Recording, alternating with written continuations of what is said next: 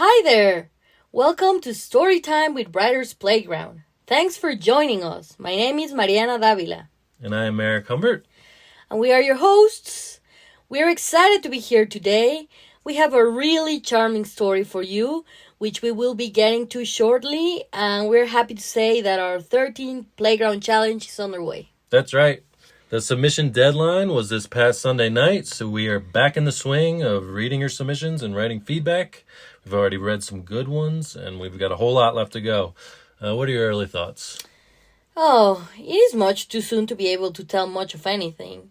We've really just gotten started, but I will say that a clear early favorite for the character selection is a serial killer. So we will see if that trend holds up, but it is definitely what we have seen the most of so far. Yep. And in terms of setting, I don't think we have any early favorites yet. It seems to be spread pretty evenly, except for, I will say, I don't think we've read even one story set in a cenote yet. But again, we're really just getting started. As we mentioned, the submission deadline was just this past Sunday, so we've only been at it for a few days. I'm sure things will change. And I am excited to continue to see what you all came up with. We've already read some exciting pieces, and we had a little less than 600 entries this round, so a lot left to go. What else has been going on since our last episode? Other than our latest competition getting started, not a whole lot, I don't think. Just our daily grind, trying our best to keep busy and enjoy this roller coaster of life and not get thrown out of the freaking cart. But should we get into our story for today? Let's do it. All right. Today, we will be reading a really fun piece called A Suitable Realm by Sara George, which came in 7th place out of 462 entries in our 5th Playground Challenge. And it is a story about a psychiatrist with a patient who believes he is a wizard. Yeah, I really enjoyed this piece, and Sara George is a talented writer from Concord, North Carolina. She has had 2 novels published in the last few years, which is super exciting. Both of which are contemporary fantasy, meaning they are set in the present-day world but contain a little bit of magic or mysticism. The first is called Wishwrecked, and it is a modern-day genie tale and a mishmash of fantasy, suspense, romance, and adventure. And it concerns an unremarkable deadbeat who is now the master of an ancient all-powerful genie. What could go wrong? And her other novel is called Semi-Psychic Sally, which is a contemporary romance with a mystic twist, concerns a character named Sally who has the power to see what her future would look like with anyone she shakes hands with. But even a psychic can't see everything. So over the course of the story, she will come across some obstacles that she wasn't able to foresee. Very cool. You can find both of these novels on Amazon or Kindle, and also some really exciting news is that Semi-Psychic Sally is going to be available on audiobook on all platforms on September 1st. So go look out for that. Lots of fun stuff going on. We would definitely encourage you to check those out, read some great books, and support your fellow writers. It doesn't get any better than that. That's right. Also, you should check out Sara's website, authorsarageorge.com, and follow her on social media. We will have all her handles and all of this information in the description wherever you're listening to these. But for now, here is A Suitable Realm. Enjoy!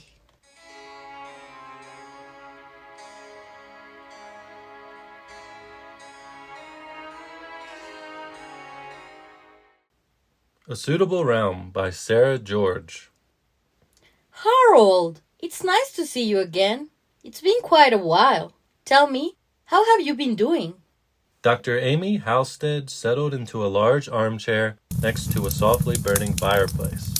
Across from her, in a matching chair, sat a stout, kind-eyed, ginger-haired man wearing a wide smile and a tattered wintered coat. "Very well, Doctor. Better than ever, actually." He wriggled out of his coat and draped it across his lap. "I have much to tell you. I've had some tremendous breakthroughs recently, and I knew no one would appreciate them as much as you would, given our extensive visits over the years." Dr. Halstead forced a polite smile.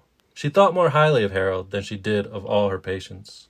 But he wouldn't be back if his breakthroughs had been the healthy kind. All right, tell me about it. Harold took a deep breath. "I've finally found a spell that can teleport me back to the realm of wizards." Dr. Halstead's smile abruptly drooped into a concerned frown. If Harold noticed, he didn't react. It's a real thing this time. It draws on the power of the solar eclipse that's happening tomorrow. Very little room for error. I'm finally going home, doctor. Now Harold looked with heavy anticipation at the psychiatrist.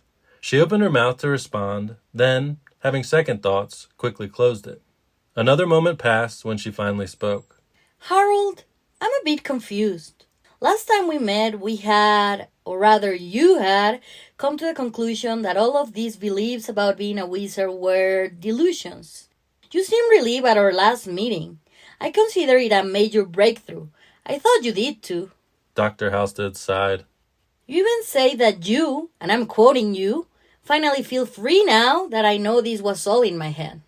Now Harold's excited smile turned into an expression of thoughtfulness. Oh, right. Yes, I did say that.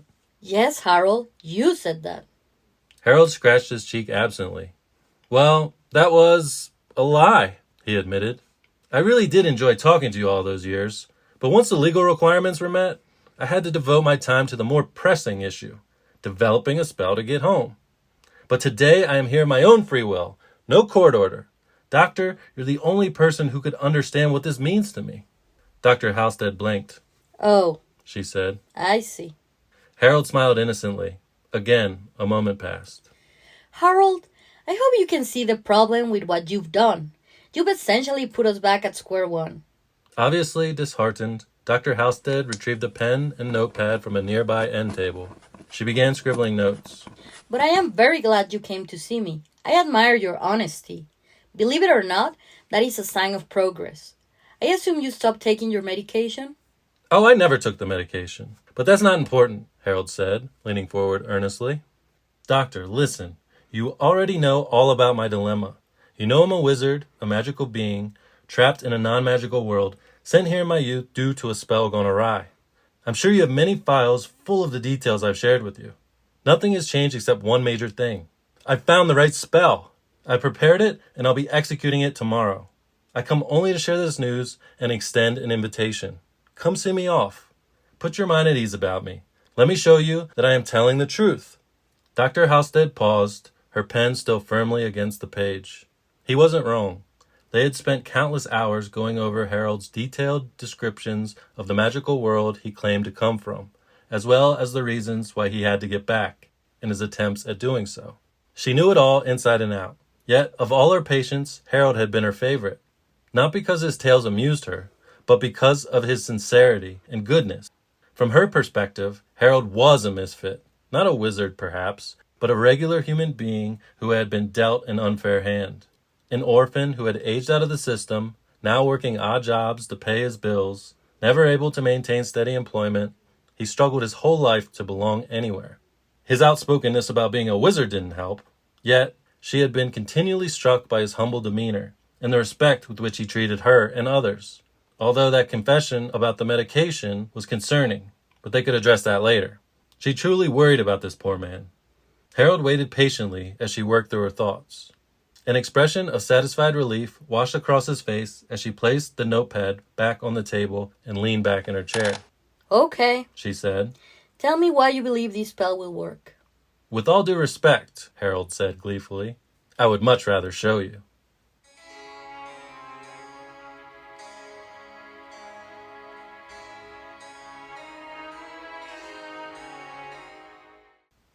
Amy Halstead drove slowly along the narrow street. Unsurprisingly, it was in the poorer part of town. She wasn't sure why she was here. It was completely against her code of conduct.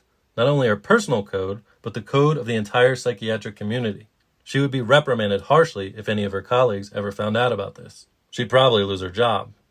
But had any of them ever had a patient like Harold? Sure, there are plenty of patients who identify as something absurd, like a goat or their own mother, but unlike the rest of them, Harold seemed to harness a strong sense of self-awareness and an ambivalence towards the harsh opinions others may have had of him. Besides her, Harold didn't seem concerned with convincing people he was a wizard if they didn't believe him, which no one did. She recalled one session where he had mentioned that the neighborhood kids teasingly referred to him as Old Man Potter, a reference to the fictional boy wizard. What had interested Dr. Halstead was that it wasn't the teasing that upset him, but their choice of insult. Harry Potter is the most absurd literature of this realm, he had complained. It's ridiculous to suggest that a magical population would exist secretly within a non-magical population. The wizards would obviously be the population in power, and the muggles would be living in the underground. But the most unbelievable part is that they could coexist peacefully for any length of time at all. Wizards need to be in a world where magic is a shared quality, not just among the people, but among the beasts and the plants. The environment itself must be conducive to magic, which I can confirm this realm is not. Then, what would you say is the shared quality of this realm, as you call it? She had asked. Conflict, he answered. The pursuit of dominance. Every organism here has an innate compulsion to establish themselves as better and stronger than their peers at all costs. That's a major reason why I can't thrive here like I could in my realm. Surely not every organism you've encountered has caused you to feel that way. Amy had countered. You've certainly had a difficult time in life, but there have been people who've helped you and been kind to you, haven't there? Don't misunderstand me. I don't mean to imply that all people here are mean or unfair. It's just obvious that in every interaction I've had, something has been expected. Money, goods, compliments, gratitude, useful advice or information, or most often, agreement with their perceived superior opinions or attitudes, especially when I inform them of my identity as a wizard. Those things are expected because people here only want to rise in status among their peers. They want to be thought well of. I'm learning to accept that that's just how this world functions. And you have never cared what people think of you? No, it doesn't even bother me that you don't believe me to be a wizard, because I think you're one of the better people I've met in this realm. Amy had felt a pang of satisfaction at those words, but had quickly buried it when she thought she saw a hint of self-confirmation in Harold's eye. It really did seem to her at times that Harold came from a different world.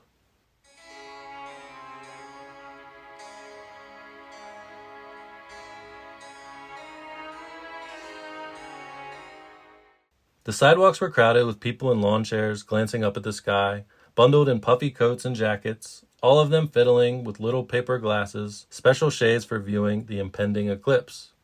The congregants made it difficult to view the house numbers from the street, but finally, Amy was able to make out the number Harold had given her. It was a small house covered in faded, heavily chipped blue paint. The screen door hung on only one hinge, and the lawn was more dirt than grass. She pulled into the drive. This was the only house on the street that people weren't gathered in front of, giving it an abandoned feel. Again, she questioned what she was doing here. As soon as she turned off her engine, Harold appeared from around the side of the house, grinning widely. Amy frowned. She had hoped she'd have time to reconsider before knocking.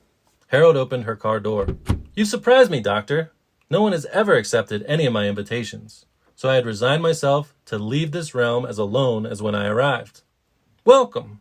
Hesitantly stepping out of the car, she noticed many of the neighbors shifting their eyes from the sky to her. She knew that Harold had an unfavorable reputation among his neighbors, not just because of the teasing children. He didn't seem to understand why they shunned him, but he also didn't see anything wrong with rifling through their trash cans or pillaging their gardens for materials to use in his spells. Indeed, the whole reason the two of them were acquainted was because he didn't see a problem with excavating the pet cemetery of a family 2 blocks over. Harold's assumption that people wouldn't mind sharing that which they were done with, or not using, had gained him court-ordered psychotherapy. "We only have a few minutes until the eclipse," Harold said, pulling her through a rickety gate into the backyard. The gate slammed shut behind them, and Dr. Halstead felt like she had been pulled into a cave. The backyard was enclosed with a tall black wooden fence. Only sparse patches of weeds grew from the layer of dirt and dead leaves that made up the ground. But most odd was a vast patchwork of black tarps, crudely sewn together, draped across the top of the fencing, covering the yard like a ceiling. At first she thought the tarps had holes worn in them, but upon closer inspection, she found the holes were actually carefully cut out shapes. Burning candles in various sized jars were arranged across the ground, creating an eerie glow. The air smelled strongly of sage. In my research, I was led to a book of spells in a shop just outside of Boston, Harold said. Something another trapped wizard undoubtedly must have written, although no author was listed. In it, I discovered a list of the few magical elements this realm contains. With the help of that, and other books I've collected over the years, I was able to come up with this spell. A solar eclipse is one of the most magical cosmic events to occur in any realm, so I couldn't let this one go to waste. Amy settled into a dilapidated lawn chair close to the wall of the house. Harold, She said, still taking in her strange surroundings. I know you invited me here with the intent that I would just be an observer. But do you mind if I play the devil's advocate for a moment? Do as you please. Harold removed his coat and threw it on the ground next to her. But understand, I will proceed. I understand. But Harold, have you considered the possibility that this spell may not work in the way that you expect? What is your plan if the eclipse passes and you're still here, in your backyard, without magic? Irrelevant, Doctor. Now, I realize how important the modesty of others is to the people of this realm, so I feel I should warn you. I am required to remove my shirt for this process. Harold, it's 30 degrees out. Do you think that's wise?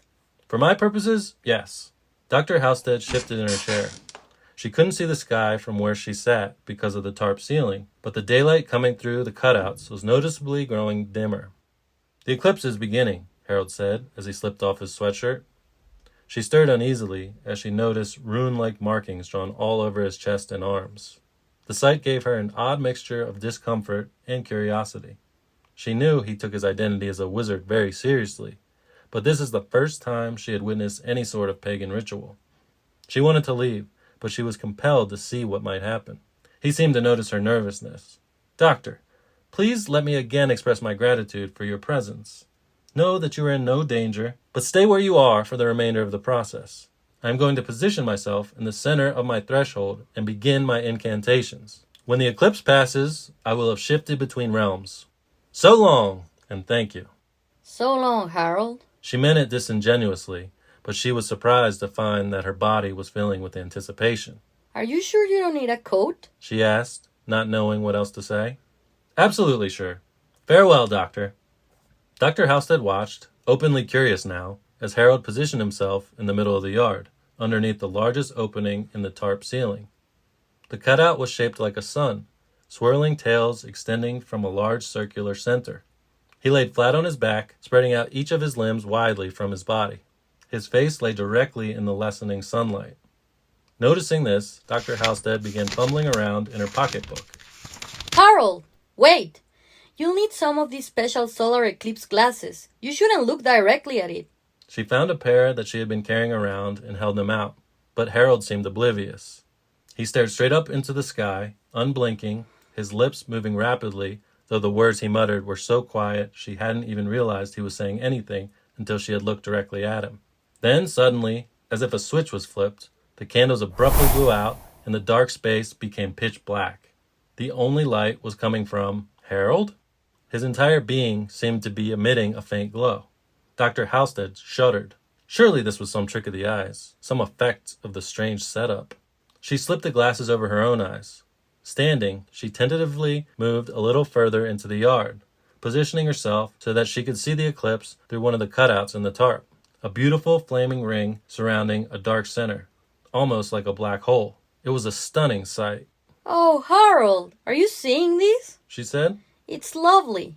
But just as quickly as the lights went out, they came back on again, and the flames dancing around the black hole in the sky began to trickle into its dark center, gradually filling it with light again. Dr. Halstead turned her attention back to Harold. To her relief, he didn't seem to be glowing after all. He still lay in the middle of the yard, shirtless and muttering. Dr. Halstead found herself unsurprised that he was, well, still here. Yet, in the corner of her soul, she was surprised to find a heavy feeling she knew well. Sympathy.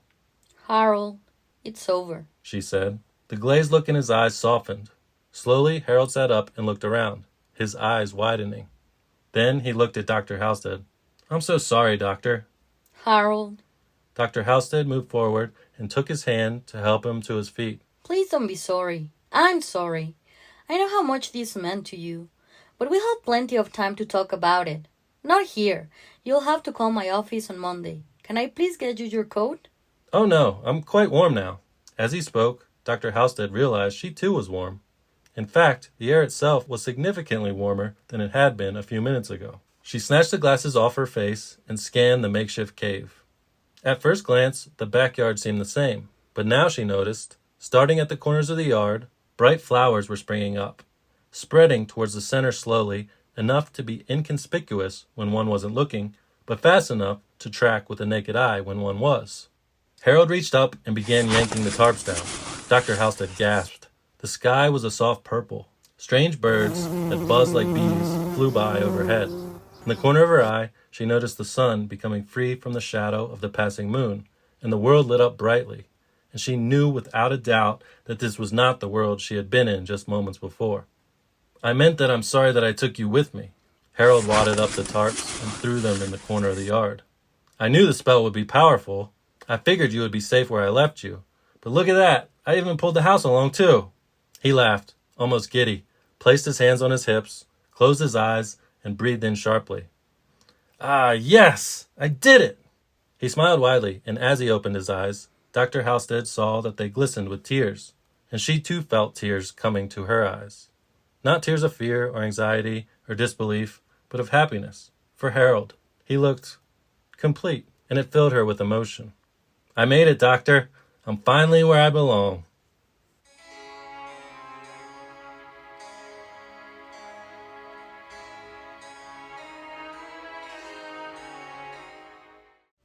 Oh, I just find this story so charming. I love that ending. He's finally where he belongs. Who can relate to that feeling? I think we all feel out of place from time to time, misunderstood, or like you don't really belong. I was happy for Harold at the end, but poor Dr. Halstead getting pulled through as well. They're all wizards there. I'm sure they can find a way to send her back. She'll be all right. That's probably true. I love the descriptions in the end with the purple sky. I thought that was really nice. And how we don't really know throughout the whole story whether or not Harold really is a wizard or if he's actually just a delusional man. So that ending is just, well, it's magical. It has a great message as well, the story, I think, about believing in yourself, not letting other people's perceptions shape your outlook on life or define who you are, having self-confidence and self-assurance, not caring what other people think and letting their opinions and judgments have too much of an impact on your own life and the decisions that you make. Then again, of course, that is within reason. At the same time, we should care what other people think to some extent and not just be completely lacking self-awareness. But like most everything in life, it's not all black and white. But it's really about believing in yourself, even when no one else does. Whether you are thinking about starting a small business or dreaming about becoming a published writer, don't let anyone tell you that you can't do it or that it's not possible. Everything's impossible until someone does it for the first time. And I think we can see those things in Harold and his story. It's a great message. Yeah. The one thing that every innovation and advancement has in common is someone who saw something that others didn't and someone who didn't give up even when they were told it couldn't be done. For sure. And I think Sara did a great job setting up the premise right as the story begins. Harold is a great character. It made me laugh when he says, "Oh, I never took the medication." He was just like, no worries. Focus on what he wants and going after it. It is like, even when he was living in our world, he was living in his own world. And he seemed content with that. Comfortable in his own skin. And I thought the rapport between him and the doctor was great and the dialogue was well crafted. Definitely. It was clear that they both cared and had very warm feelings about one another. And I think that kind of shows, even if you don't agree with someone, maybe you even think that they're delusional, you can still care about them, be kind, show respect, and even be good friends, even if your realities are different. And that makes me think about one of my favorite parts, which is when Dr. Halstead asks him about the defining characteristics of this world and how Harold says conflict and how there seems to be an innate compulsion for people to establish themselves as better, stronger. Yeah, and in that same exchange, I love the part when he says that in every interaction, people always expect something from you. It does feel that way sometimes. It's sad. Yeah, my favorite line of that part was when he is listing examples and says that people expect agreement with their perceived superior opinions or attitudes, which I think is so interesting. People really do crave that sort of validation, myself included. I'm not trying to say I'm above that. I think that all people, to an extent, feel like their opinions are the right ones or the best opinions, and that's why they're your opinions. And we all like it when other people agree with us. And that just goes back to what I was saying before about people being able to disagree with other people and still have love and respect for them, which seems to be lacking in this world at the moment, I feel. Instead, we're sort of othering each other, placing everyone in boxes or on certain teams. I don't know. I think that this story and these ideas speak to that. All of this does seem to be a part of human nature. It's thought-provoking. Yeah, it is a lovely story. It is hopeful. But I think that is about it. Well, all right.